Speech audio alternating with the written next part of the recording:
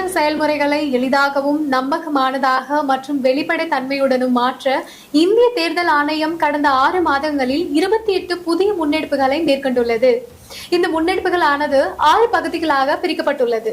அரசியல் கட்சிகளுடனான இணைந்த செயல்பாடுகள், தேர்தல் முறைகளுக்கான தூய்மைப்படுத்துதல், தொழில்நுட்பத்தின் பயன்பாடு, வாக்காளர் பட்டியலின் துல்லியம், வாக்களிப்பதை எளிதாக்குதல் மற்றும் திறன் மேம்பாடு ஆகியனவாகும். இந்த காணொலியில் இன்று வாக்குச்சாவடியில் இருந்து 100 மீட்டர் தொலைவிற்கு அப்பால் வேட்பாளர்கள் தங்களது பூத்துகள் அமைப்பது பற்றி பேசலாம்.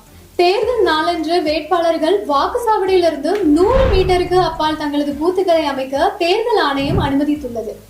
இந்த வேட்பாளர்கள் பூத்துகள் மூலம் ஆணையத்தால் வழங்கப்பட்ட அதிகாரப்பூர்வ வாக்காளர் தகவல் சீட்டுகளை எடுத்து செல்லாத வாக்காளர்களுக்கு அதிகாரப்பூர்வமற்ற அடையாள சீட்டுகளை வழங்க உதவ முடியும்.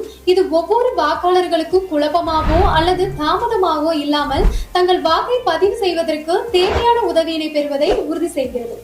அடுத்த காணொலியில் இந்திய தேர்தல் ஆணையத்தால் மேற்கொள்ளப்பட்டுள்ள பிற முன்னெடுப்புகளை பற்றி காண்போம்.